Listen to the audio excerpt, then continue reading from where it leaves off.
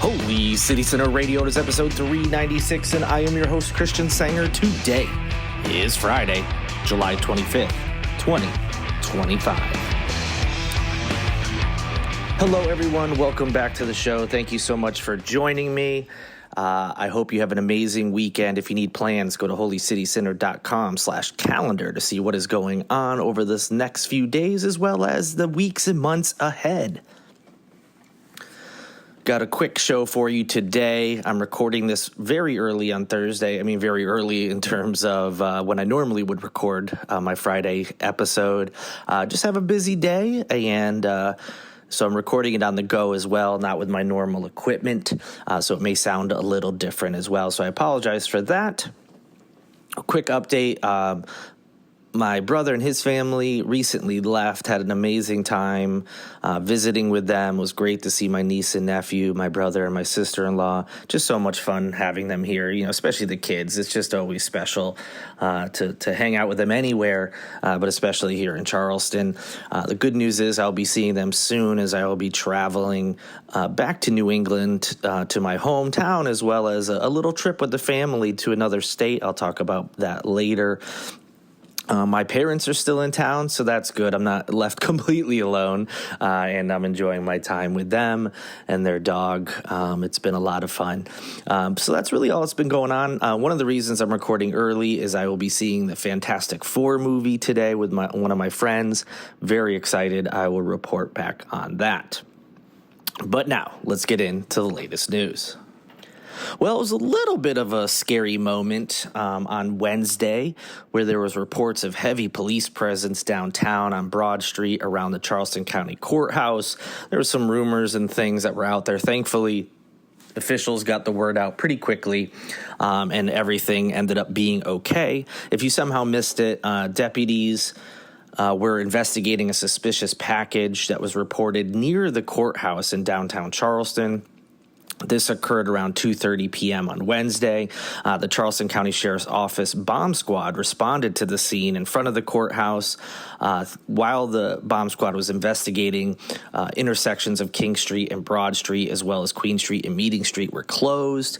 Some businesses and restaurants in the area were placed on lockdown just to ensure the safety of everyone. Of course, as usual with these suspicious packages, it's extremely rare that it turns out to be something dangerous, but you got to be safe, and much better to play it safe than be sorry.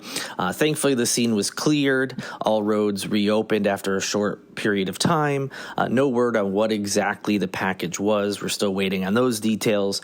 But again, thankfully, it turned out to be nothing. Great job by all involved to ensure the safety of everyone, just in case something nefarious was going on. And very glad, as I'm sure everyone else is, that it was nothing dangerous.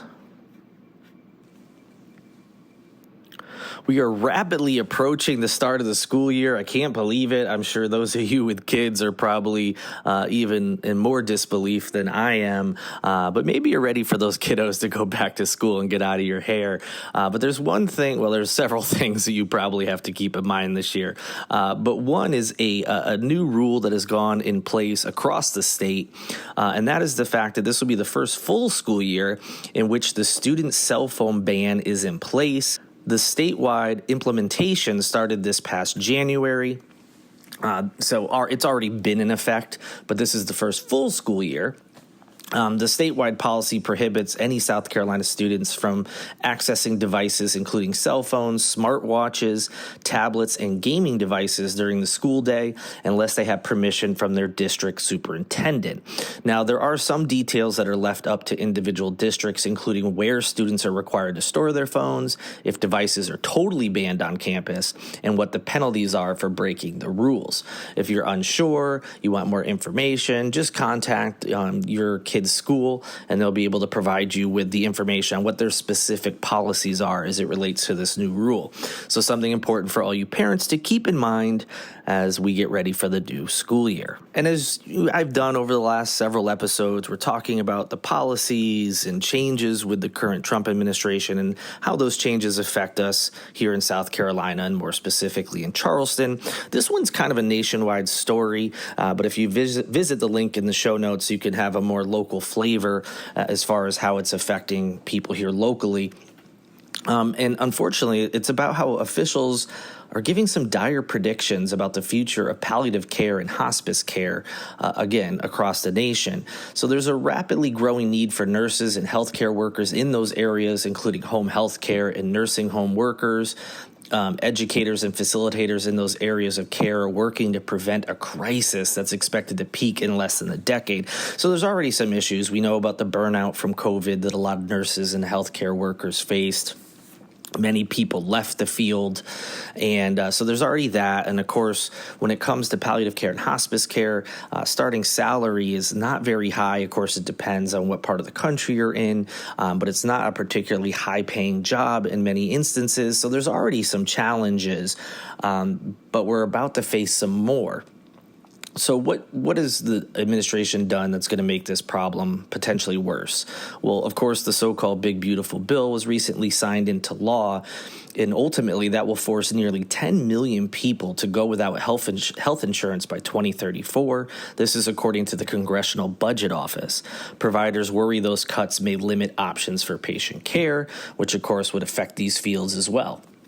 If patients can't afford palliative care or hospice care, that means there are less opportunities, which means less money, which means they, might not need as many workers as they currently have. In addition to that, there's been, of course, as we all know, the recent crackdown on immigration, and that's been creating more worries. And, yes, of course, if someone is here without documentation, that's certainly one thing. But another is, as we've seen, some people are getting swept up in this whole crackdown that are residents or are allowed to be here and have documentation. And we've seen, the fallout from that and how this crackdown has expanded far beyond what we were promised it would. So why does that matter in this field? Well, according to the Paraprofessional Healthcare Institute, which is a nonprofit focused on the caregiver workforce, this field, hospice care and palliative care, they estimate that 1 in 4 employees is foreign-born.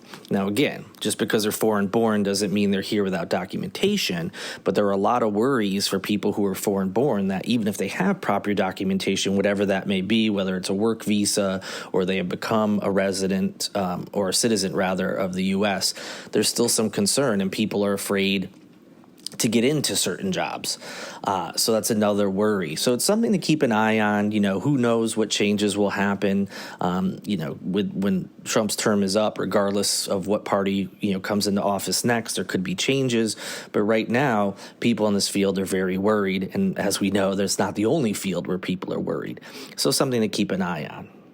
All right, that'll do it for this edition of Holy City Center Radio. Very quick episode. I apologize. I'm sure you actually probably don't mind. Just a quick hitter episode. Get in, get out, and get on with your weekend. I appreciate you all listening. Thank you to Lindsay Marie Collins with LMC Sound System for producing this and every episode of Holy City Center Radio. And thank you to Tyler Boone, whose music you hear in each and every show. I'll be back with you next week. I've got some interviews planned that should be really good. Of course, we'll have some news updates, and we'll be back with you in just a few days. Enjoy your weekend. I'm already looking forward, though, to being back with you next week. But until then, good night and good luck.